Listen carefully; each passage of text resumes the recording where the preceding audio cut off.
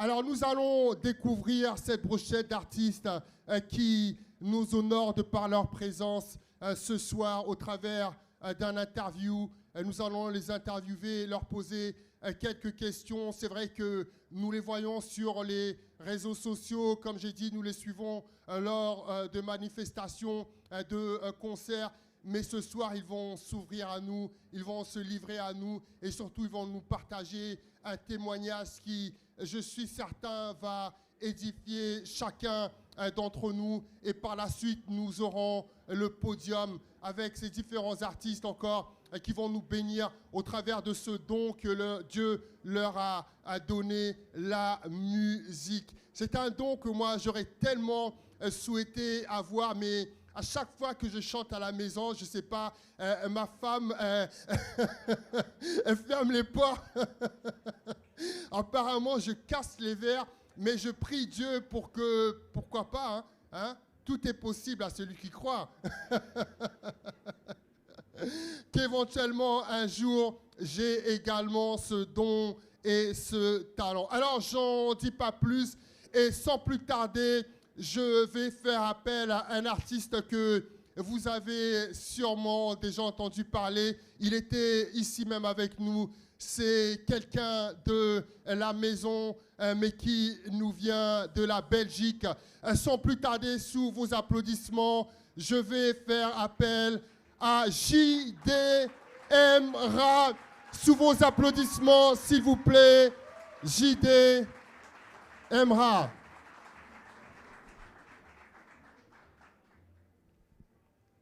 Alors, sois le bienvenu.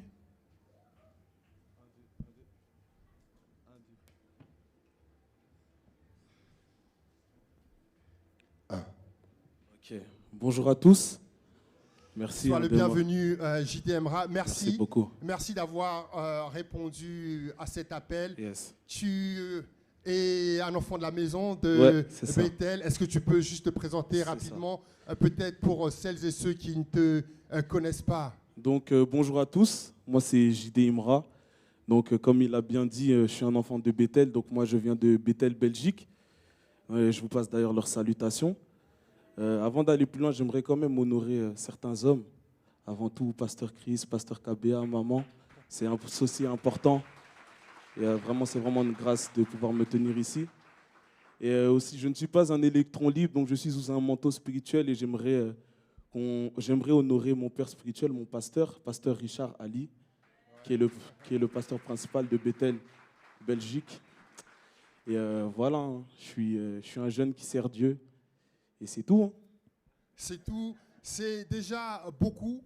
Et je te remercie. Alors, tu avais partagé avec nous ton témoignage quand tu étais avec nous la dernière fois, un témoignage tellement poignant, puisque tu nous avais parlé que voilà, il était un temps dans ta vie où tu étais tellement loin de Dieu et tu avais plongé et tu t'étais retrouvé un peu en enfer et tu as vécu beaucoup de choses et suite à cela, Dieu t'a appelé pour le servir. Mais j'aimerais savoir, J.D. Emra, à quel moment de ta vie tu as eu ce renouvellement spirituel pour te dire « Je veux servir Dieu au travers de ma musique ». Ok. Moi, mon renouvellement, il s'est plutôt passé, on va dire, en 3 étapes, puisque c'était quelque chose de progressif. En fait, le Seigneur a renouvelé mon intelligence, mais sur plusieurs aspects. Dans un premier temps, il a renouvelé la vision que j'avais de Dieu. Dans un deuxième temps, il a renouvelé la vision que j'avais de moi-même. Et dans un troisième temps, il a renouvelé la vision que j'avais de la musique. Quand je dis la vision que j'avais de Dieu, c'est avant de le rencontrer, moi, je voyais vraiment Dieu comme un Dieu distant, qui était là puissant, mais qui ne parlait pas, qui était là pour frapper, punir, etc. Et je n'avais pas forcément de relation avec lui. Et quand je l'ai rencontré, je me suis rendu compte que Dieu est un Père, que Dieu nous aime et surtout que Dieu veut parler avec nous. Parce que des fois, on pense qu'il faut prier, mais Dieu aussi veut te parler. Et du coup, ça a été ce premier petit point-là, quand j'ai, on va dire, compris un peu plus qui est Dieu. Deuxième chose, la vision que j'avais de moi-même. Parce que, bon, comme tu l'as un peu introduit, ma vie, c'était un peu chaotique. Qui fait que j'apportais beaucoup de problèmes un peu à la maison. J'étais une source de stress. La maman qui pleure beaucoup. Ça veut dire qu'en fait, j'avais une fausse image de moi-même. Je pensais que j'étais bon qu'à ramener des problèmes. Je pensais que ma vie ne servait à rien. Je pensais que voilà, en fait, j'étais vraiment dans des forteresses de mensonges. Et du coup, Dieu m'a montré mon identité. Il m'a montré que voilà, je peux être, entre guillemets, un leader. Je peux servir Dieu, je peux faire du bien autour de moi. Ça veut dire que mon estime de moi a changé. Et dans un troisième temps, la vision que j'avais de la musique, la perception que j'avais de la musique. Parce qu'aujourd'hui, pour ceux qui ne savent pas, ben, je fais un peu du rap chrétien et tout. Mais entre guillemets, quand j'étais dans le monde, j'étais le premier qui critiquait ces gens-là. C'est-à-dire que là, vraiment, je suis confondu de ouf. Hein. Alors, attends, est-ce que tu faisais déjà du rap avant d'être chrétien ou pas? Ouais, c'est ça. Donc, Ok. j'étais dans un groupe, voilà, dans ma ville. Voilà, je passe les détails, mais on était là dans la ville, on faisait un peu de musique. Et j'étais tombé sur des trucs de rap chrétien déjà à l'époque et en fait, il m'énervait. J'étais en mode, vas-y, qu'est-ce que tu me racontes, Jésus? Qu'est-ce que tu me racontes sur du rap? En fait, tout ce qu'on disait sur moi aujourd'hui, c'est ce que je disais aussi avant. Donc, vraiment, je suis confondu de A à Z. Euh, et du coup, qu'est-ce qui m'a poussé à servir le Seigneur? C'est quand j'ai donné ma vie à Christ, ben, j'ai tout quitté. Donc, vraiment, du jour au lendemain. Donc, j'ai aussi arrêté la musique et j'avais décidé de mettre une croix sur cet aspect-là musical du rap. Et du coup, c'était un vieux à moi de l'église qui m'a dit que je ne pouvais pas m'arrêter. J'ai dit, oh, comment ça? Déjà, moi, je ne me sentais pas légitime parce que je faisais des vidéos. Hein. Ah, les rappeurs chrétiens, j'aime pas. Vraiment, c'était chaud. Et du coup, à travers la parabole des talents, j'ai réalisé qu'en fait, quand Dieu te donne un don, tu ne peux pas l'enterrer. Parce que si tu l'enterres quand le maître revient, on va dire que tu n'as pas été un bon serviteur. C'est-à-dire que quand Dieu nous donne quelque chose, c'est pour le multiplier, le fructifier. Et moi, j'aimerais bien chanter, hein, mais je ne sais que rapper. Donc, le peu que j'ai, je le donne à Dieu. Et c'est ça. Ah, c'est extraordinaire. Tu étais un jeune garçon qui était beaucoup mené dans la violence. Tu en as parlé tout à l'heure, non seulement au niveau de la famille, mais même à l'extérieur. Et Dieu t'a transformé, ensuite il t'a utilisé pour faire de la musique. Et comme tu l'as dit tout à l'heure, quand tu écoutais les rappeurs chrétiens, c'est quelque chose qui t'énervait. Tu disais, mais qu'est-ce qu'il raconte Jésus dans le rap? Pour toi, est-ce que aujourd'hui tu peux dire clairement que la musique rap est compatible En fait, pour prêcher l'évangile? En fait, c'est juste que à l'époque, mon système de pensée, ben, j'y appliquais pas certains principes bibliques. Et même la Bible nous dit, l'homme regarde à ce qui frappe le cœur, ce qui frappe les yeux, mais l'Éternel regarde au cœur. Ouais. Et moi, c'était ça. Donc, je regardais au style ce qui frappe les oreilles, mais je cherchais pas forcément à comprendre le message qui était derrière. Et moi, aujourd'hui, quand je rappe, ben, maintenant que je suis dans cette situation, je comprends que des fois, j'ai vraiment cette envie de honorer Dieu, de parler à Dieu, d'adorer Dieu, mais je ne sais pas chanter. Si maintenant, demain, je chante, les gars, c'est chaud. Vraiment, je chantais n'importe quoi. On va faire un groupe de chants. Non, c'est chaud. Les chantres bras cassés, c'est nous. Et du coup, ça veut dire que, dû au fait que je ne sais que faire ça, en fait, des fois, j'étais même dans un état où je veux adorer le Seigneur. Seigneur, je te donne tout de moi. Je te donne tout ce que j'ai, mais je sais que rapper. Et après, des fois, tu fais ça, puis tu vois les gens qui disent « Ah, tu fais n'importe quoi » et tout. Et en fait, je comprends que, même la Bible nous dit « L'homme regarde à ce qui frappe l'œil, mais l'Éternel regarde au cœur. » Donc ça m'a rassuré et je me dis, Seigneur, toi-même, tu vois l'état dans lequel je suis quand je fais ce que je fais. Et voilà. Et quelles sont les étapes dans ta vie où tu as vraiment vu le Saint-Esprit agir? Est-ce qu'il y a un événement marquant, quelque chose qui s'est passé dans ta vie que tu aimerais partager aujourd'hui avec nous? Événements marquants, il y en a eu beaucoup. Hein. Il y en a eu beaucoup. Ben, déjà, ma rencontre avec le Seigneur, qui a été une rencontre pas forcément, comment on dit, commune, dans le sens où moi, ben, voilà, je vais vraiment aller dans les grandes lignes, mais j'ai rencontré le Seigneur à travers une expérience spirituelle qui m'a complètement transformé. Et du coup, déjà, le fait de rencontrer Dieu dans ce genre de conditions, ben, c'est chaud. Hein. Et déjà, ma rencontre avec le Seigneur, et aussi une phase qui m'a beaucoup affermi dans ma foi, c'était une période où j'étais hospitalisé. En fait, c'était arrivé où, bon, pour ceux qui ne savent pas, j'avais fait le témoignage, on avait filmé une vidéo, etc. avec Cospiel, et du coup, on a fait le tournage. Quelques jours après le tournage, je suis victime d'un accident de voiture, mais c'était un accident grave, donc on était 5 blessés graves. J'avais le coccyx cassé, la hanche déboîtée, la mâchoire cassée, le poignet cassé, donc vraiment, tout le monde avait des blessures assez graves. En fait, je me suis retrouvé à l'hôpital juste après avoir filmé la vidéo du témoignage, donc le témoignage n'était pas sorti, puisque j'étais en convalescence, etc. Et c'est vraiment dans cette période-là d'hospitalisation, parce que j'étais alité pendant 1 mois. C'est-à-dire que moi, il faut savoir que voilà, je suis un peu sportif, et à cette époque-là, je me retrouve vraiment pendant 1 mois sur un lit, comme une momie. Hein. Donc, vraiment, même c'était chaud. Parce que même quand je devais faire mes besoins, les infirmières m'essuient. Moi, je suis quelqu'un de pudique, j'aime pas ça. Ça veut dire que je me suis retrouvé vraiment comme un légume, comme un handicapé. Et psychologiquement, il y avait deux options. Soit je sombre, soit je m'accroche à Dieu. Au début, j'ai sombré, il faut dire la vérité. Et là, Seigneur, je te sers, nanani, nanana, nanana. Mais après, j'ai choisi la deuxième option de m'en remettre totalement à Dieu. Et c'est vraiment à ce moment-là que j'étais dans mon lit, je ne pouvais que faire ça. On m'a ramené une Bible, j'avais rien d'autre à faire, pas de télé, et c'était le corona, pas de visite, rien. C'est-à-dire que vraiment, c'est à cette période-là que vraiment j'ai passé un shift avec Dieu. Et j'ai vraiment dans l'intimité, j'ai poussé. Parce que j'avais que ça à faire. Et du coup, cette période d'hôpital-là a vraiment été un tournant pour moi déjà dans ma foi. Et après, quand je suis sorti de ça par la grâce de Dieu, que j'ai passé ma convalescence, etc., là, le témoignage est sorti. Et par la grâce de Dieu, aujourd'hui, je crois qu'il a 3 millions de vues, un truc comme ça. Et quand je vois l'impact, je me rends compte juste que l'accident, là, c'était une attaque, tu vois, pour que le témoignage ne sorte pas. Et ouais, hein, cette période-là aussi m'a beaucoup chamboulé dans ma foi. Ouais. Wow, extraordinaire, extraordinaire. Alors j'invite à ceux qui n'ont pas encore vu cette vidéo, puisqu'elle est sur YouTube, ton témoignage, et sur les réseaux sociaux, à aller visualiser ton témoignage qui vraiment est parlant. Et je pense qu'au travers de ce témoignage, Dieu touche la vie de nombreuses personnes. Alors, tu as plusieurs titres à ton actif. Est-ce qu'il y a un titre en particulier dans ta discographie, une musique qui t'inspire par rapport à notre thème de cette année, le renouvellement spirituel, laisse le Saint-Esprit agir?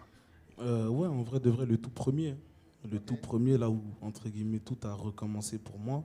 Et c'est un titre qui s'appelle Renaissance.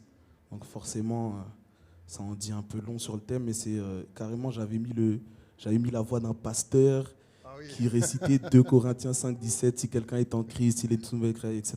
Donc ça veut dire que vraiment ce son-là, c'était mon premier son en Christ, entre guillemets, c'est là que tout a recommencé pour moi, hein, Renaissance, vraiment. Oui. Ok. Comment se passent les phases, les étapes de ton écriture? Comment est-ce que tu composes un morceau de rap chrétien? En vrai, Dieu parle tantôt d'une manière, tantôt d'une autre. Et j'ai envie de dire, Dieu inspire tantôt d'une manière, tantôt d'une autre. Ouais. C'est-à-dire qu'en fait, c'est vraiment, ça varie. Donc des fois, je peux regarder à ma vie. Je regarde ce qu'il a fait dans ma vie, j'en parle, ça m'inspire. Ou des fois, il faut savoir que moi, je travaille avec les jeunes, j'encadre beaucoup de jeunes et tout à l'église. Des fois, j'ai envie de leur dire des trucs et tout. Je dis, ah, Seigneur. Et en fait, je le dis, je parle à l'auditeur, tu vois. Des fois, je parle aussi à l'auditeur. Des fois, je parle directement à Dieu. Des fois, ça m'arrive un jour, ça m'est arrivé, je crois carrément, je rêve d'un son. Et je me réveille vite, là. Je ne suis même pas brossé, j'enregistre vite ce que j'ai entendu, j'enregistre vite les paroles et tout. Et ouais, ça dépend vraiment, l'inspiration, ça vient de manière vraiment différente. Des fois, je peux méditer. Des fois, je vais écouter une prédication impactante. Je vais reprendre des points qui m'ont touché dans la prédication. C'est un peu ça. Hein. Super. Quel message, pour conclure, est-ce que tu pourrais donner à la jeunesse qui est également attirée par le rap, et beaucoup, parfois, ont également ce don de l'écriture, mais vont plutôt chercher à faire du rap pour la rue au lieu de faire du rap pour Christ? En vrai, simple, efficace, suivez Jésus. Suivez Jésus, parce que vous savez, moi, ce que j'ai compris, en tout cas pour moi, c'est que, entre guillemets, la manière dont j'ai pu exploiter mon don, et je pense que je ne l'ai même pas encore exploité au maximum, mais c'est en le mettant au service du Seigneur. Pourquoi? Parce qu'en fait, j'aime bien prendre cette métaphore-là quand je parle aux jeunes. Vous voyez un iPhone. On va dire, oui, voilà, je suis un iPhone, je peux faire telle photo, telle photo, telle photo. Mais en fait, celui qui sait où la carte mère, elle est, où la batterie, elle est, où le truc, elle est, où la carte SIM, il l'a mise, c'est le créateur. C'est-à-dire que l'iPhone, s'il veut vraiment se connaître, ok, tu peux connaître l'extérieur, mais pour te connaître au profond, c'est le créateur qui va t'expliquer ce qu'il a mis en toi. Ça veut dire qu'en fait, c'est la même chose pour ton don. Quand tu es là, tu cherches à développer ton don, mais cherche au créateur. Et en vérité, c'est là qu'il va t'inspirer, qu'il va te diriger, qu'il va t'aiguiller sur ce qu'il a mis en toi, sur comment faire. Parce que tout se trouve en toi. Mais maintenant, le truc, c'est qu'il faut suivre Dieu pour qu'il puisse te révéler en fait des choses sur toi-même. Et le truc, c'est aussi que c'est pas toi qui vas l'accomplir, c'est lui qui va l'accomplir à travers toi. Parce que des fois, on pense qu'on fait des trucs de ouf. Et moi, je suis rien. Moi, là-bas, je suis un introverti. Les gens, là, ça me fait peur. Je suis pas trop, je me mélange pas. Mais par la grâce de Dieu, à chaque fois, je dis Seigneur, assiste-moi.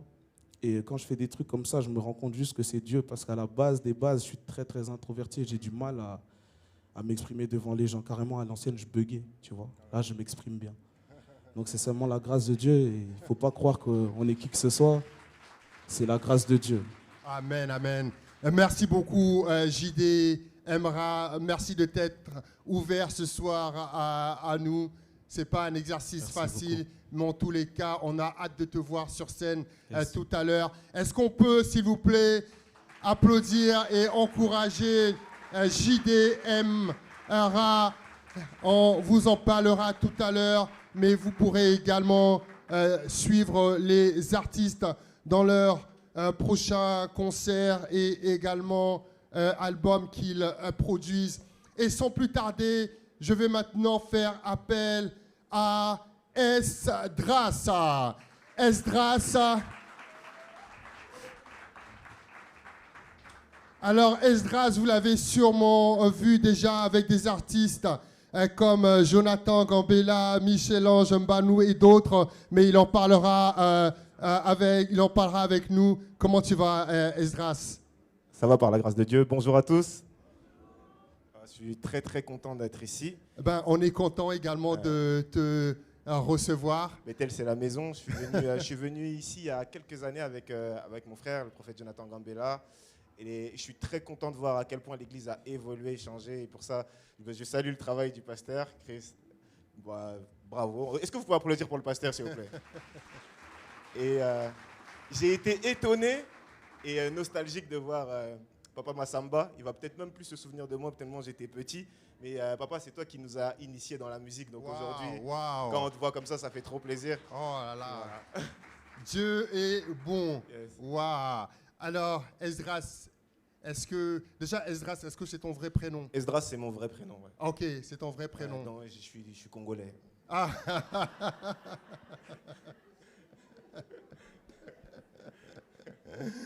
Alors, est-ce que tu peux te présenter en quelques mots, Esdras? Alors, je suis Esdras. Je suis marié à la plus belle femme du monde. Non, c'est la mienne. Non, tu as menti. Ah non. Bon. Par la grâce de Dieu, au sein de mon église, je suis aussi responsable de la jeunesse. J'ai vraiment un fardeau pour la jeunesse, un passionné de l'évangile. Partout, je parle de Dieu. Je suis aussi artiste urbain, un rappeur comme mon frère. Et voilà, j'aime Jésus, c'est le plus important. C'est tout dit. C'est tout dit. Merci beaucoup, Esdras.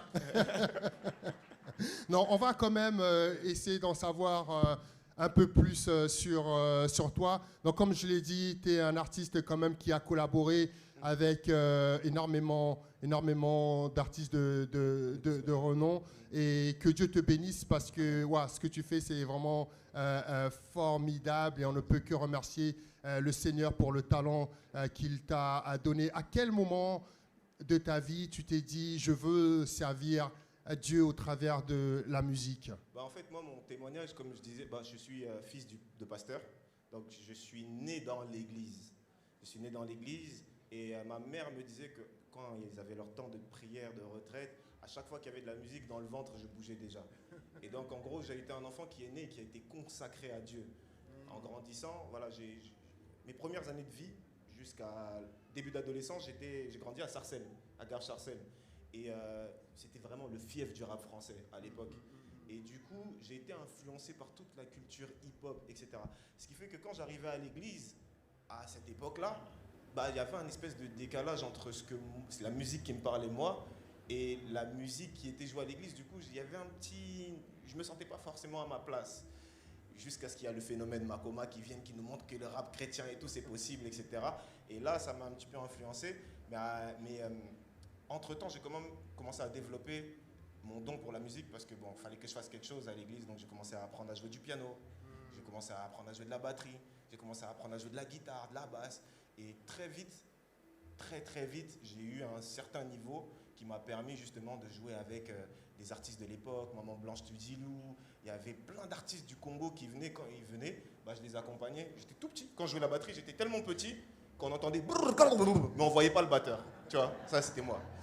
Et du coup, c'était étonnant parce qu'à cette époque-là, il n'y avait pas autant de jeunes qui servaient dans l'église. Oui. Et du coup, bah, je partais en tournée. Ma première tournée américaine, je l'ai fait quand je passais de l'école primaire au collège. Wow. Tu vois, donc c'était très tôt. Et tu arrives dans l'adolescence. Wow. Ouais, tu arrives à l'adolescence. À l'église, quand tu joues, on te dit « C'est bien mon fils, que Dieu te bénisse, hein? Que Dieu te bénisse. » Et un jour comme ça, au détour d'un enregistrement studio, c'est pour ça que je nous dis les jeunes, faisons très attention à où nous allons, parce que cette soirée-là, elle a vraiment emmené dans un côté un peu sombre. Au détour d'un studio, voilà, je joue. Il y a des producteurs de musique séculière qui me voient, ils me disent « Mais tu joues super bien, viens jouer un truc vite fait pour nous. » Moi, je suis passionné de musique. Donc je me dis, c'est innocent, je ne connais pas le monde, j'ai grandi à l'église, je ne connais pas le showbiz. Donc je vais dans le studio, je joue, ils me donnent 300 €. J'ai 14 ans, un truc comme ça. 300 €. Et je repense à tous les sandwichs qu'on m'a donnés à la fin du culte.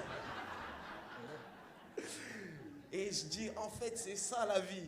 Il me dit, bah, je vais te rappeler, etc. Et du coup, c'est comme ça que j'ai joué avec un groupe connu de l'époque qui était signé chez Universal et on a commencé à faire plein de tournées, plein de concerts et on est rentré dans le show business comme ça. Et bon, comme je te disais, moi à l'église de l'autre côté, il y avait les tantines qui me disaient, tu joues bien. Et quand tu arrives dans le show business, tu as des filles qui commencent à te dire, mais t'es mignon toi. Et là, ta tête, elle tourne. Ta tête, elle tourne. Et du coup, c'est là où j'ai commencé à embrasser le monde. J'ai embrassé le monde et ses passions et je suis devenu complètement addict aux femmes. Complètement. Et des fois, je pouvais même sortir avec une fille, pas parce que je voulais d'elle, juste parce que tout le monde voulait d'elle et moi je disais, vous n'allez pas la voir, moi je vais la voir. En gros, en fait, j'avais un vide en moi et j'avais besoin de paraître devant les gens, j'avais besoin d'être validé par les gens. Être validé musicalement, ça ne me suffisait plus, tu vois, parce que j'avais fait le tour, j'avais prouvé que j'étais un bon artiste, etc. Et là, j'avais besoin... En fait, je cherchais encore plus. Et je sortais avec une fille à gauche, à droite, plein de filles en même temps. D'ailleurs, petit message pour mes sœurs en Christ. Ne permettez à aucun garçon de vous manquer de respect. Aucun garçon, parce que vous êtes des créatures de Dieu et vous êtes précieuses à ses yeux. Amen, amen, et si pour lui, vous n'avez pas de valeur, pour Dieu, vous avez de la valeur. Et c'est comme ça, en fait, que je suis dans le monde. Mais... le dimanche, j'étais à l'église. Hein. Ah, le dimanche, j'étais à l'église, etc. Même, je me rappelle d'un séminaire où on était parti jouer dans un truc très, très, très mondain.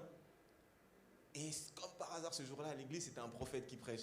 Dès que le service prophétique il a commencé, on est parti se cacher dans les toilettes.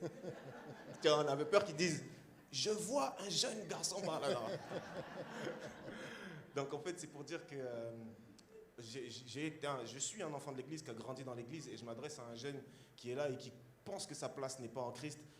Si, c'est la meilleure place à avoir. Parfois, le Seigneur nous permet certaines choses dans nos vies et accepte d'être la pression, accepte tout ça parce que ce qui fait la différence entre le carbone et le diamant, c'est juste que le diamant a encaissé la pression qui lui donne la valeur qu'il a aujourd'hui. Donc voilà, c'est un peu ça. Waouh, extraordinaire, extraordinaire. Alors, tu as dit quelque chose d'intéressant tout à l'heure. Tu disais que tu étais jeune et tu venais à l'église, mais toi, tu étais attiré par le rap. Ouais. Et tu ne retrouvais pas ça, en fait. Tu avais l'impression de ne pas être au bon endroit. Mais aujourd'hui, si par exemple, on fait du rap lors de la louange, est-ce que c'est quelque chose qui dans une église et serait bien perçu? En fait, le Seigneur m'a fait comprendre une chose, parce que quand je suis revenu à Dieu, alors là, bon, je vais répondre à ta question, mais il y a un truc qui me vient en tête et j'ai envie de le partager. Quand je suis revenu à Dieu, j'ai dit, vas-y Seigneur, j'arrête le showbiz, j'arrête ça, je me consacre totalement à toi, je vais faire que de la musique chrétienne. Je reviens dans l'église, mais avec un orgueil pas possible. Moi, je suis un artiste universal. Vous n'allez rien m'apprendre ici. Et qu'est-ce qu'il fait le pasteur? Il me dit, Esdras, ok, aujourd'hui tu joues pas. Moi, je joue pas. Mais je suis le meilleur musicien de l'église. Non, non, non, t'inquiète, tu joues pas. Parce qu'en fait, le Seigneur avait besoin de me briser, tu vois. Il avait besoin de me briser et de me faire comprendre que aux commandes, c'est lui et pas toi. Tu peux savoir jouer, mais ce qui compte, c'est pas tellement ce que tu sais, c'est pas tellement ce que tu connais, mais qui tu connais. Ouais. Le plus important, c'est ça. Et en fait, le Seigneur avait besoin de m'emmener dans une relation avec lui. Et donc, voilà, c'est passé par une période de brisement, etc. Donc, c'était dur, je boudais le pasteur. Donc, il y a un jeune ici, je sais que je parle à quelqu'un, qui est là, qui dit, ce pasteur-là, il me fatigue, bientôt je vais quitter, moi aussi je vais faire des vidéos sur les réseaux, ils vont voir Bethel, ils vont voir. Non, en fait, le truc, c'était que le Seigneur avait vraiment besoin de me travailler, de me tailler. Et parfois, quand on parle de tailler ou façonner, on a l'impression que c'est agréable, parce qu'on dit souvent, oh Seigneur, comme l'argile devant le potier. Bon, maintenant, regardons l'argile, comment le potier le travaille. C'est pas agréable pour lui. Hein. Il est tordu dans tous les sens. Il y a des pressions en termes de température, etc. Jusqu'à lui donner une forme où à la fin, l'argile lui-même lui dit merci. Un bout d'argile brute, ça vaut des centimes. Mais une fois que c'est passé par l'art, la main du potier, le travail du potier, la valeur, elle est décuplée, tu vois. Et non, on peut applaudir le Seigneur pour ça. On peut applaudir, applaudissons pour ces paroles de sagesse. Et du coup, je suis passé par là et le Seigneur me dit, maintenant c'est bon, t'es prêt, je veux que tu me serves. Et je dis, ok, je vais reprendre la batterie. Je demande pardon au pasteur. Il faut savoir, demander pardon, s'humilier. Je demande pardon au groupe de musique parce que voilà, ils voyaient le comportement exécrable que j'avais devant eux. Certes, j'étais meilleur qu'eux techniquement, mais c'est pas ce qui compte, c'est pas ce que Dieu veut. Tu vois, c'est pas ce que Dieu veut. Et c'est là où la Bible dit que le combat n'est pas au plus fort, la course n'est pas au plus rapide. Parce qu'au final, c'est Dieu qui donne, c'est ça. Et là, le Seigneur me dit, non, c'est pas aux instruments que je te veux, tu vas rapper pour moi. Moi, je suis fils de pasteur. J'ai grandi à l'église. Je connais les mentalités. Et ça, c'était à l'époque quand même, tu vois. Je dis, mais Seigneur, mais en fait là, la période de turbulence dont on vient de sortir, tu veux me ramener dedans. Et il me faisait comprendre que non, que en fait, le rap, c'était tout simplement un langage musical. Il me faisait comprendre que toi, tu es un jeune que j'ai pris de la cité, je veux que ma parole arrive à eux. Il y a bien sûr la pop, etc., c'est bien, mais je veux aussi ce peuple-là. Et pour que tu puisses parler à ce peuple-là dans un langage qu'ils comprennent, je veux que tu rappes. Je me suis dit, non, Seigneur, c'était complètement chaud au début. Et jusqu'à ce qu'il me convainc, et j'ai fait un rap à l'église, et pour voir, hein, parce que tu m'as dit un rap en plein culte. Donc j'ai fait un rap en plein culte, et j'ai été choqué de voir les mamans, les papas se lever, applaudir, dire gloire au Seigneur. Et le dimanche qui a suivi, ils ont dit, toi, tu dois venir. Tu vois, les enfants qui vont pas à l'église avec leurs parents. Toi, tu dois venir à l'église. Dans notre église, il y a les fils du pasteur qui fait les raps. Donc, tu vas venir et tu vas comprendre. Et c'est comme ça. et c'est comme ça qu'on a eu pas mal de jeunes. Parce qu'en fait, le truc, c'est que on doit adapter. On ne doit pas modifier la parole de Dieu parce que la parole de Dieu est authentique, vraie et véritable. Parce que la Bible dit qu'il est le chemin, la vérité et la vie. Et il n'y a qu'un seul chemin, tu vois. Mais le truc, c'est que la manière de présenter le chemin, elle doit être adaptée. C'est juste un langage de musique. C'est comme si aujourd'hui, je me mets à parler mandarin. Peut-être une ou deux personnes dans l'assemblée comprendront. Parce qu'on est en France, tout simplement. Donc c'est vraiment ça le truc, c'est d'avoir le fardeau de Dieu. Écoutez, être aussi obéissant parce que je n'ai pas rappé parce que j'ai envie. J'aurais pu très bien rester derrière ma batterie, ça m'allait très bien. Mais voilà, c'est le chemin de l'obéissance, tout simplement. Wow, merci beaucoup Esdras. Alors, la même question que j'ai posée à JD tout à l'heure. Est-ce qu'il y a un morceau particulier dans ta musique, un titre qui correspond plus ou moins par rapport à la thématique de notre convention, le renouvellement spirituel, laisse le Saint-Esprit agir? Je dirais plus ma chanson qui s'appelle Amour à mort.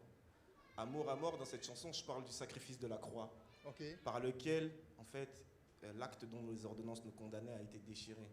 Et en fait, le truc, c'est que ça nous emmène à cette notion de mort à nous-mêmes pour un renouveau dans la vie. Oui, c'est pour ça que dans la Bible, il est écrit « Ce n'est plus moi qui vis, mais c'est Christ qui vit en moi. » Et souvent, quand je prie, je dis au Seigneur, le monde dit on n'est jamais mieux servi que par soi-même. Et je dis, mais même pour toi, Seigneur, c'est vrai. Parce qu'au final, si c'est toi qui te sers de moi, en moi, bah, tu seras satisfait de ton boulot pour toi-même. Exactement. Donc, c'est vraiment ça que je dirais. Et pour cette fête de Pâques, le renouveau, c'est le sacrifice de la croix. Regarder vers le sacrifice de la croix et qui nous donne l'assurance du salut, quoi. C'est vraiment ça. Wow. Merci beaucoup. On peut l'applaudir. Wow. Esdras, merci beaucoup.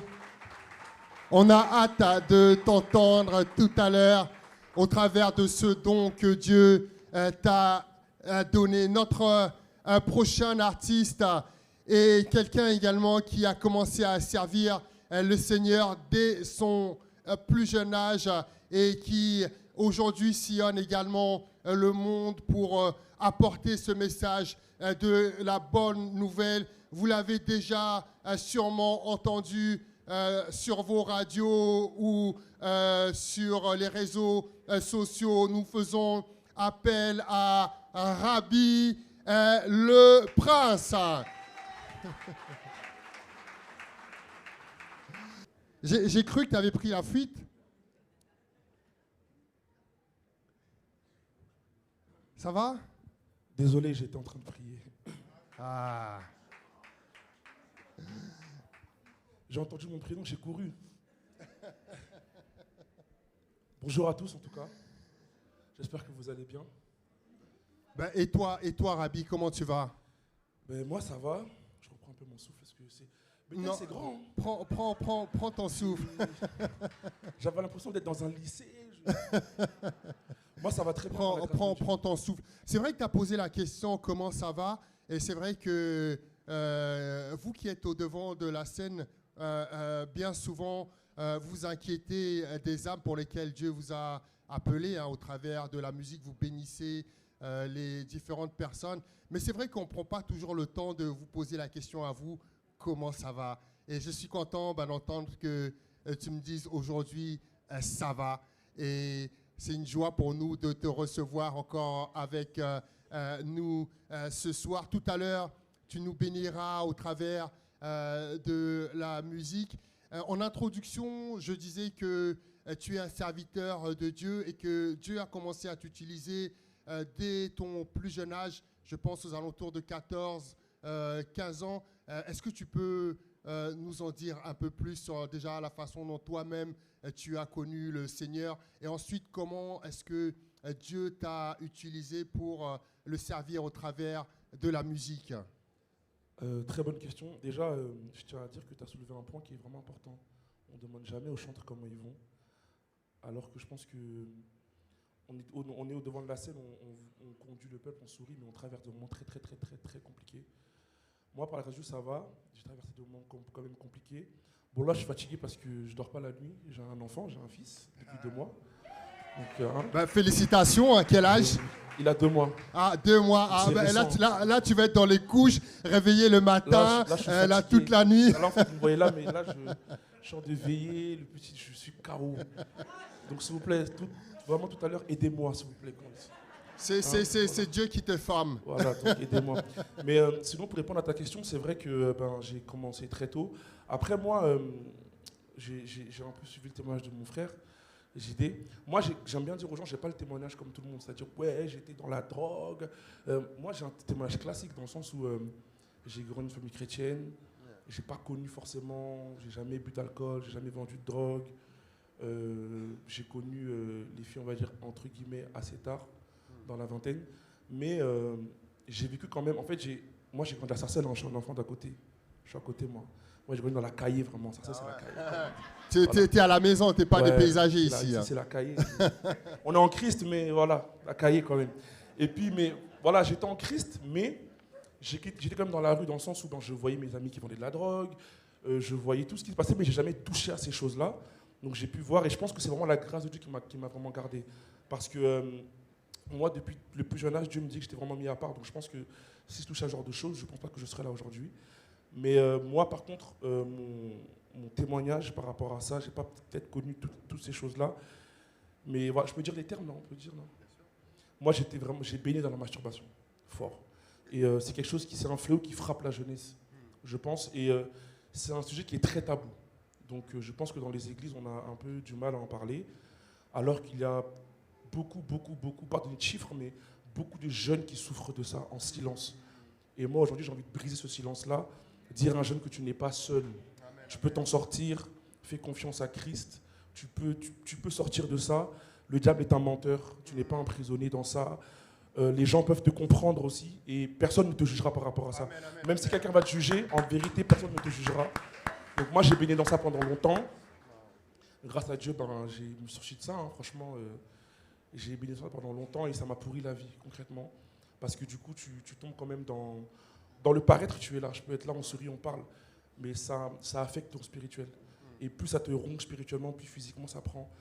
Il y a la paresse, il y a le stress, il y a la dépression. Tu deviens quelqu'un, tu procrastines beaucoup aussi. Moi, j'étais comme ça.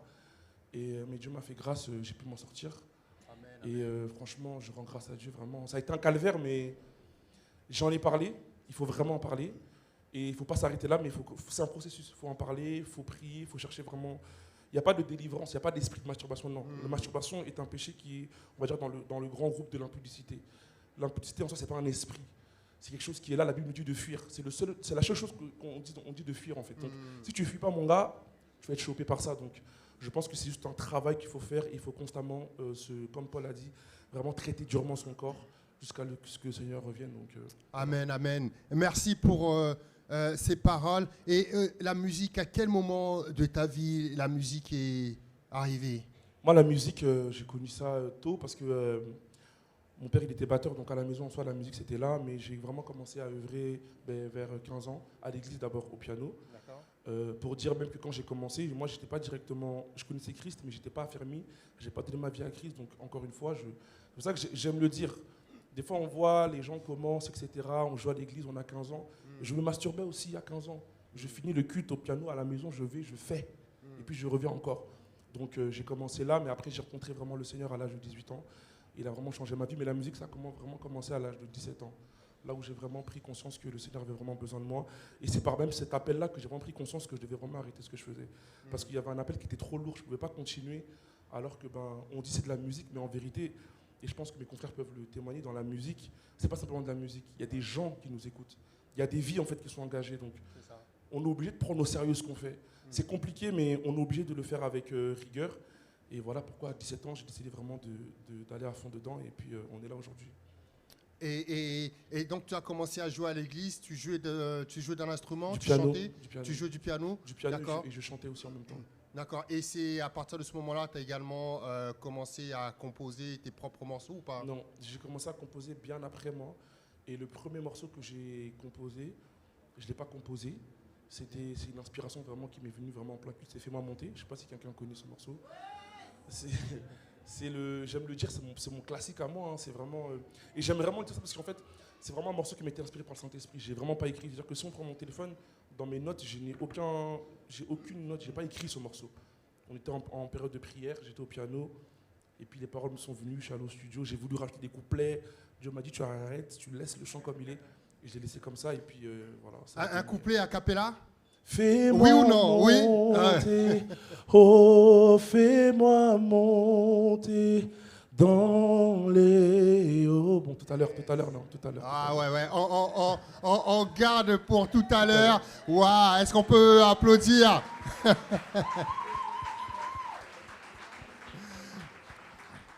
Alors, Rabbi, le prince, quelles ont été les étapes pour toi? Parce qu'au départ, tu étais à l'église, tu as commencé à jouer au piano, ensuite, petit à petit, tu as commencé à composer.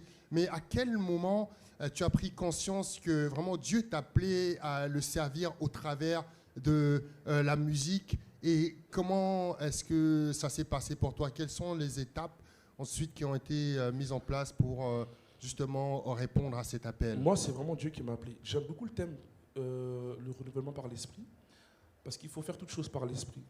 Je pense que même quand on est appelé, il ne faut pas seulement aller comme ça, faire parce qu'on a une belle voix. Moi, comme j'aime toujours le dire, hein, il y a ma sœur Priscille qui est témoin. Moi, si c'était moi, j'aurais jamais choisi d'être serviteur, vraiment, je vous dis la vérité. J'aurais été le chrétien qui est assis au milieu, qui vient, qui fait son culte, qui part. Mais Dieu en a décidé autrement, et c'était au travers de ma sœur, qui est ma mère spirituelle, je la salue de là où elle est, qui a prophétisé directement sur moi en me disant que tu seras pianiste, tu vas chanter, tu vas parler, je parle devant des gens, etc. Ça, c'était, je devais être en peut-être 5e ou 4e, hein, c'est-à-dire que je te dis des choses, moi-même quand elle me dit ça, je disais, mais qu'est-ce que tu me racontes? Moi, c'est ça, c'est la cahier. Tu me parles de chanter, en fait. Sachant qu'avant, chanter, c'était un peu, voilà quoi, tu vois.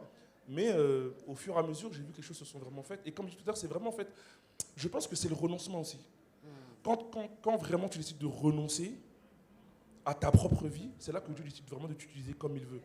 Donc moi, je pense que ça a commencé vraiment avec le renoncement. Mais attention, j'ai pris du temps à renoncer. J'ai pris vraiment du temps à renoncer, j'étais vraiment attaché à ma vie et tout, etc. Et puis il a fallu que vraiment des choses se passent dans ma vie, j'ai eu des trahisons, j'ai eu des gourmands, gospel aussi, j'ai beaucoup pleuré.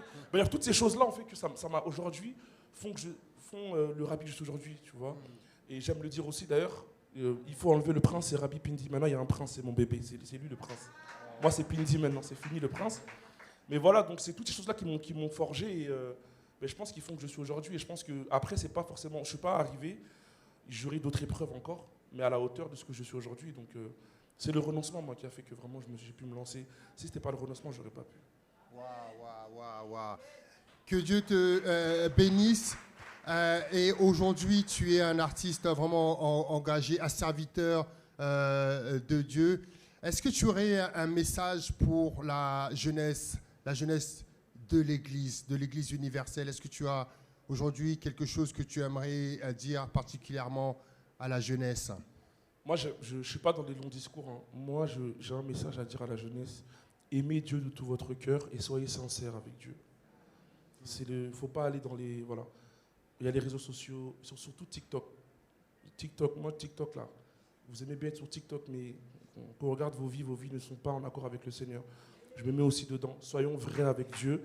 Je pense que le Seigneur, on rentre dans un temps où il a vraiment besoin de personnes disposées, disponibles, qui sont vraiment prêts vraiment à le servir, mais pour vraiment le servir avec sincérité, avec foi et avec un vrai zèle. Il ne faut pas être zélé parce qu'on est là, on est beaucoup.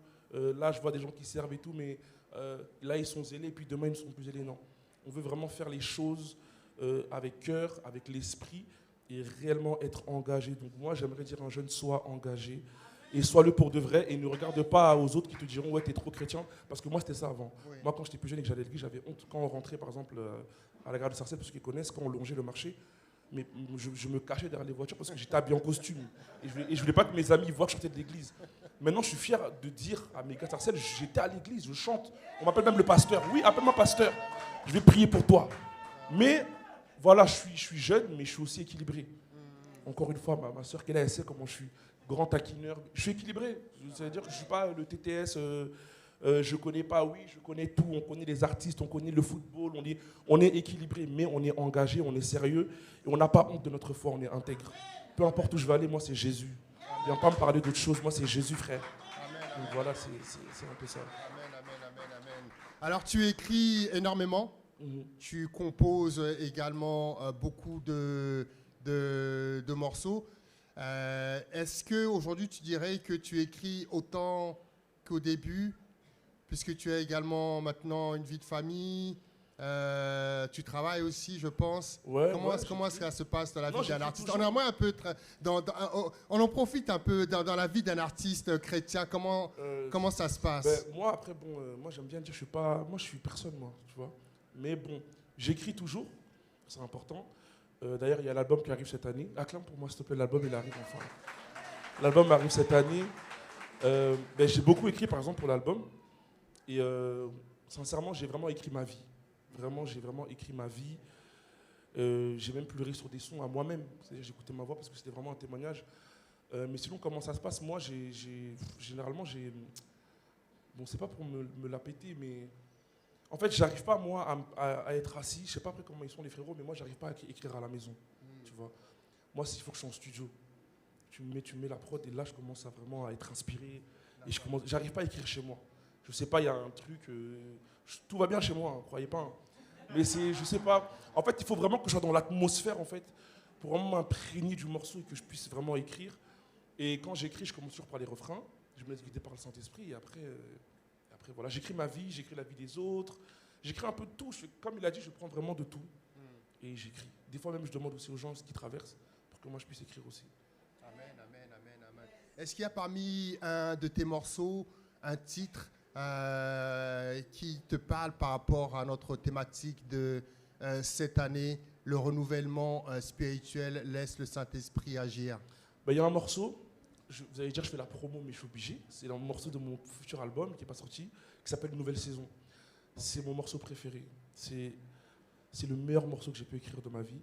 Et il parle simplement d'une nouvelle saison. Moi, pour moi, j'estime que quand tu es renouvelé par le Saint-Esprit, c'est un nouveau départ qui commence. C'est une nouvelle saison, c'est un shift. Et je crois même que, parce que là on est là pour aujourd'hui, mais je crois même que du 10 au 21, il y a un nouveau départ qui commence ici à Bethel. Donc vraiment, moi c'est ça, c'est le nouveau départ. Pour moi, quand tu es renouvelé par le Saint-Esprit, tu ne peux pas faire machine arrière et regarder derrière toi. Ce que tu as laissé derrière, c'est derrière, c'est au passé. Tu as le rétro, tu regardes, mais c'est plus à toi. C'est devant, et j'ose croire que cette année, on sera renouvelé par le Saint-Esprit et que Bethel, je redis encore, sera renouvelé par le Saint-Esprit. Amen, amen. Donc, nouvelle saison. Tu vas l'interpréter tout à l'heure? Non. Non, oh. Bah, tu nous en as parlé et puis après tu nous dis non, finalement. Parce qu'il faut aller streamer.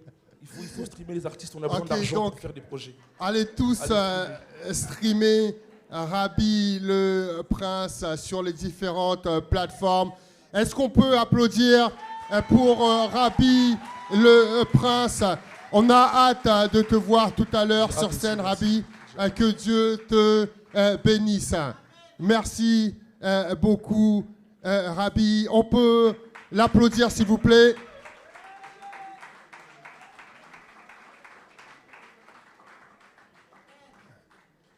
Alors, pour conclure ce moment de témoignage, je vais faire appel à une artiste que vous connaissez sûrement, Mireille Lasme, qui aujourd'hui n'est pas venue seule, mais elle est venue accompagnée de toute son équipe. Vous connaissez également sûrement son mari, le pasteur André Lasme également, qui est avec nous durant cette convention. Bonjour, ça va?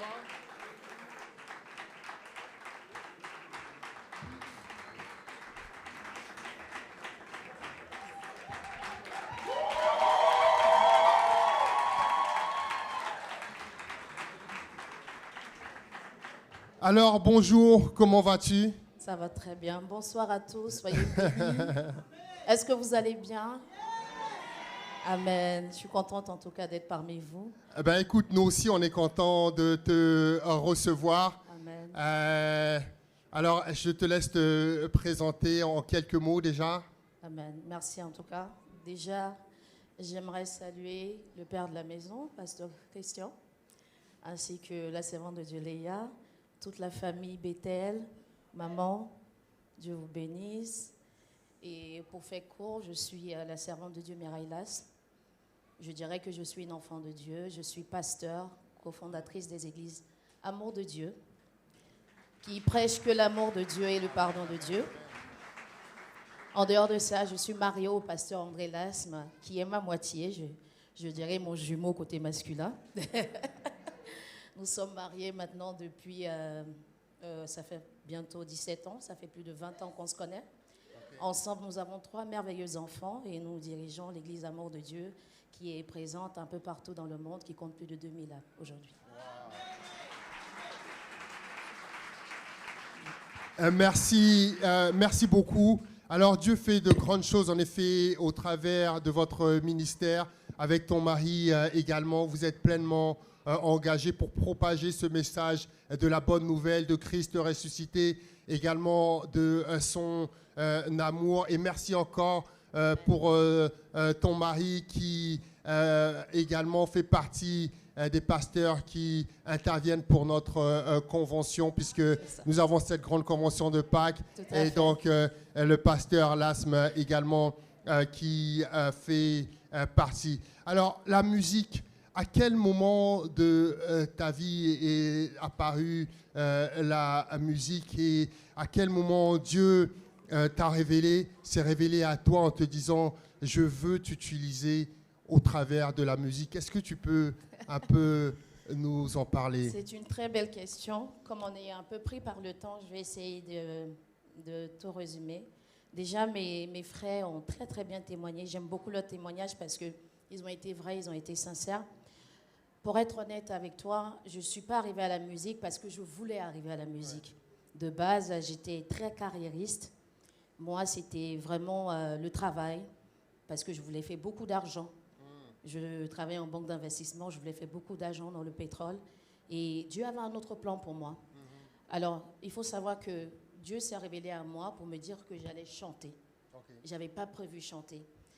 C'est une expérience que j'ai vécue avec Dieu, dans laquelle j'ai vu une main qui m'a projetée sur une scène et qui m'a donné une chanson qu'on appelle « C'est avec joie » qui était mon premier EP.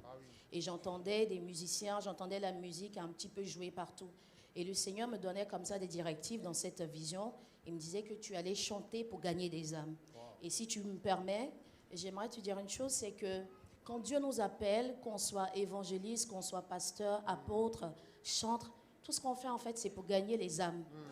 C'est pour gagner les âmes. C'est pas pour se faire voir, c'est pas pour de l'argent. C'est parce que Dieu veut se servir de nous pour amener ses enfants à lui. Et quand Dieu nous donne un appel, il faut savoir une chose, il nous demande de marcher dans ses pas. Mais marcher dans les pas de Dieu, c'est pas simplement que la bénédiction. C'est pour cela que quand on évangélise, il faut bien dire aux gens que tu vas certes être béni, mais tu connaîtras aussi des épreuves. Donc c'est comme ça que Dieu m'appelle. Il me dit, tu vas chanter pour moi. Il me donne des songes. Tu vas être béni. Je vais t'utiliser avec ton mari, tout ce que tu veux. Et donc, pendant que Dieu me donne ces visions, ces prophéties par des hommes de Dieu, on est content. Tu es d'accord avec moi? Ça fait toujours plaisir. Mais quand je regarde ma vie, c'est le contraire que je vois. Et je suis rentrée dans une vie très difficile. Dieu, pour me permettre de connaître son plan, qu'est-ce qu'il va faire? Il va m'éprouver. Il a permis à ce que je connaisse la rue. J'ai dormi dans la rue. Il a permis à ce que je sois humiliée, que je sois rejetée, que je connaisse vraiment beaucoup, beaucoup de difficultés dans ma vie, que je sois même sans papier.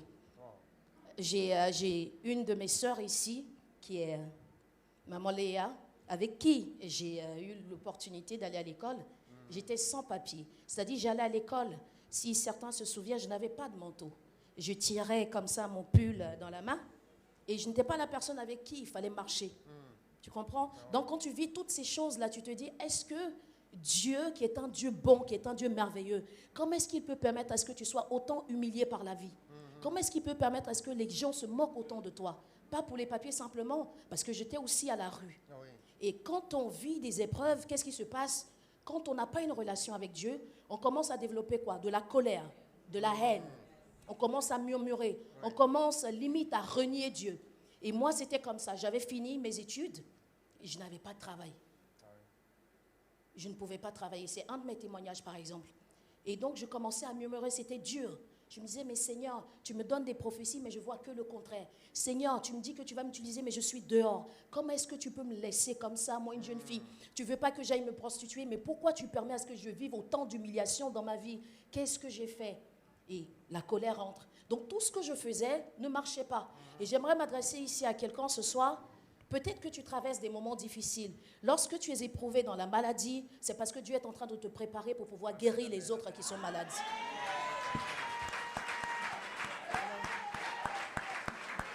Et j'avais commencé à être amère, j'avais de la colère, je te dis, j'avais la haine. Permets-moi peut-être, à cause du temps, de t'expliquer un petit peu. J'avais la haine, vraiment. Et donc, rien ne marchait dans ma vie. Rien, rien, rien. Et le problème que nous avons, nous les chrétiens, c'est qu'à l'église, nous devenons des activistes, en fait. C'est-à-dire, je viens, je place ma chaise, je viens, je chante, je viens, je fais des choses, mais je n'ai pas de relation avec Dieu. Mais il faut savoir une chose, quand tu n'as pas de relation avec Dieu, tu vivras une vie d'échec. Tu vivras une vie misérable. Et c'est comme ça que beaucoup de chrétiens sont à l'église et ils envient les autres dehors. Parce qu'ils ne prient pas. Ils ne sont pas renouvelés, justement, par le Saint-Esprit. Voilà. Et moi, j'étais devenue une aigrie. C'est-à-dire, je ressemblais à une vieille. Ceux qui me connaissaient avant, je faisais vraiment très vieille. Donc le Saint-Esprit renouvelle. Waouh. C'est... Et je vais peut-être terminer sur le témoignage. Donc, le Saint-Esprit m'a dit, mais tu te plains. Tu veux vivre des choses avec moi. Tu veux que je t'utilise avec ton mari. Ces choses-là n'arriveront pas si tu ne passes pas par ceux par lesquels je suis passé. Avec Dieu, quelle que soit ta brillance, comme dit un de nos pères dans la foi, tu ne sauteras pas de classe. C'est-à-dire l'école de l'humiliation, tu y passeras.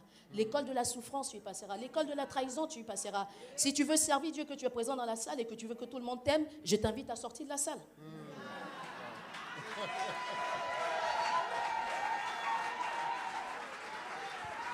Et donc, qu'est-ce qui se passe?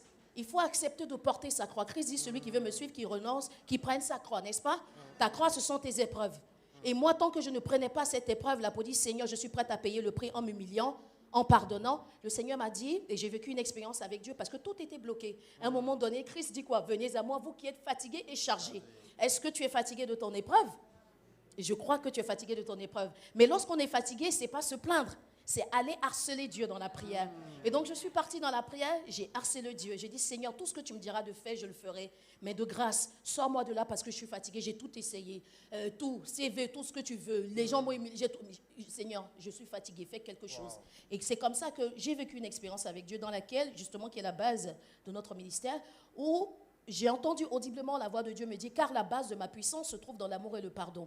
Et Dieu me dit, si tu veux que je te bénisse, que je t'utilise avec ton mari, à l'époque j'avais ma fille, prends ta fille et va t'humilier, va demander pardon à tous ceux qui t'ont fait du mal. Que tu aies raison ou pas, ce n'est pas mon problème. Tu sais, quand tu ne demandes pas, quand tu es chrétien, quand tu es enfant de Dieu, que tu ne pardonnes pas, devant les hommes, tu as l'air d'avoir raison, mais devant Dieu, tu as tort. Et donc, tout ce que tu fais comme prière, ta prière, elle reste suspendue au plafond. Et donc, je devais prouver à Dieu que je l'aimais. Parce que aimer Dieu, ce n'est pas dans la bouche, c'est dans les actes. J'ai pris mon enfant, mon mari et moi, nous sommes allés nous humilier, demander pardon, faire des offrandes, même aux personnes qui nous ont blessés.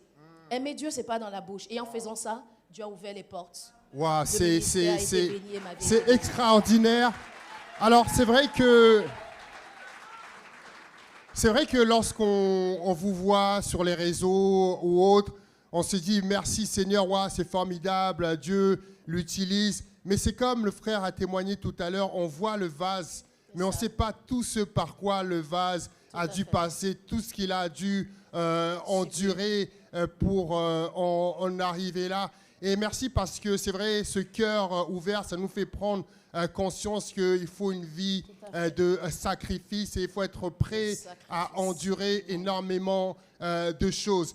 Mais ceci étant dit, même lorsque on fait cela et que Dieu nous utilise, tout cela ne s'arrête pas. Comment est-ce qu'on fait ensuite en tant qu'artiste engagé pour le Seigneur, pour après rester forte lorsqu'encore ces épreuves vont se présenter? Parce que le diable, il n'arrête pas de vouloir nous attaquer. Ça ne s'arrête pas même au moment où on va demander pardon aux autres.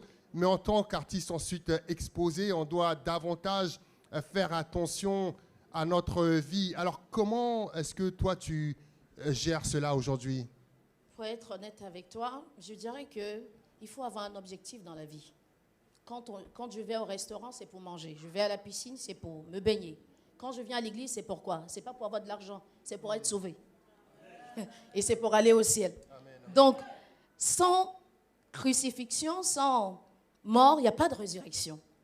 Donc, sans ta croix, il n'y aura pas aussi de gloire. Donc, pour rester concentré, humainement parlant, ce n'est pas possible. Mais nous avons le Saint-Esprit. Moi, ce que Dieu me met à cœur, c'est simplement, j'ai un objectif dans ma vie. Je me dis, je veux aller au ciel.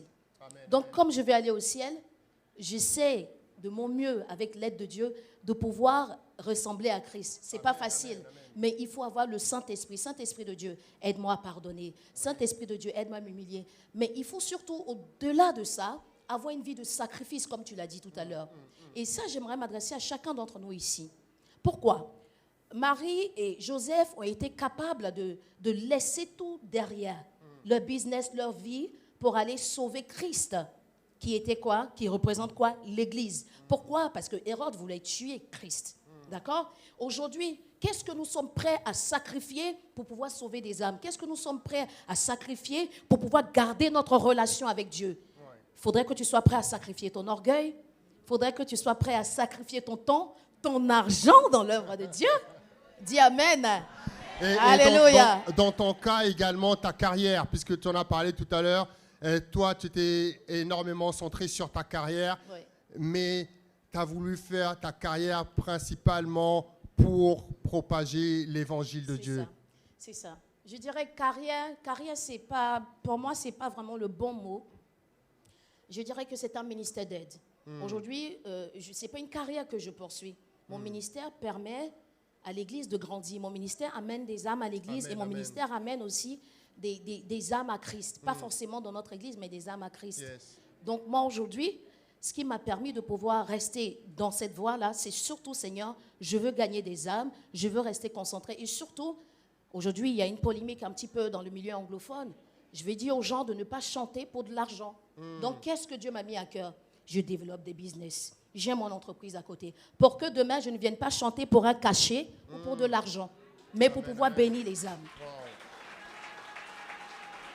Wow, très, très, très encourageant.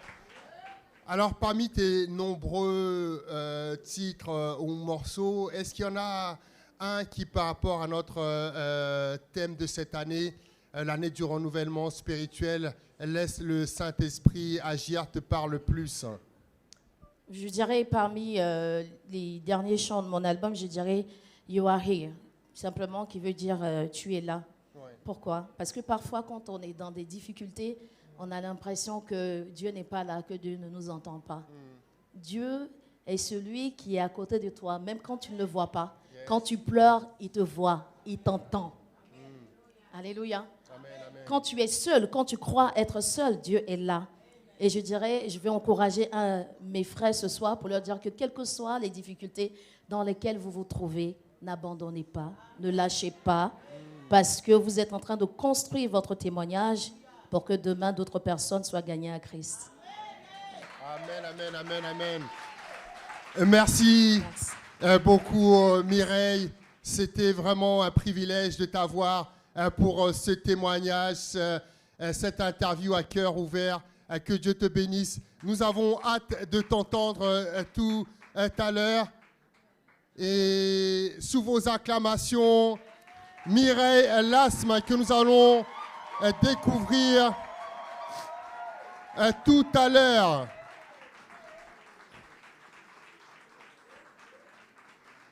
Vous l'avez vu, ces hommes et ces femmes que Dieu utilise aujourd'hui de façon extraordinaire, sans passer par des choses parfois très difficiles dans leur vie, mais ils ont toujours répondu à l'appel de Dieu. Et comme l'a dit si bien Mireille Lasme, nous devons nous laisser conduire par le Saint-Esprit. Et c'est lui seul qui est capable de nous permettre d'aller au-delà, de nous surpasser et surtout d'accomplir la volonté de Dieu dans nos vies.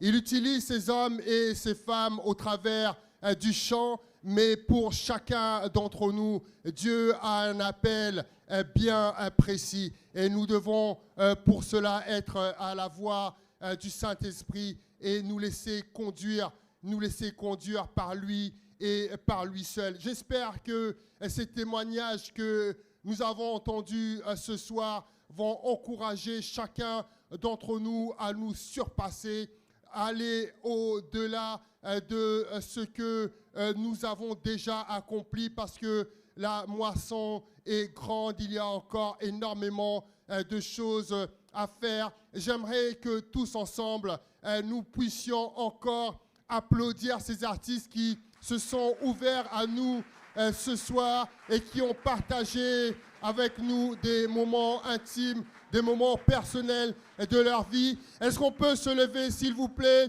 et un tonnerre d'applaudissements pour tous ces artistes, JD, Emra, Esdras, Rabbi le Prince, Mireille Lasme et toutes celles et ceux qui les accompagnent ce soir.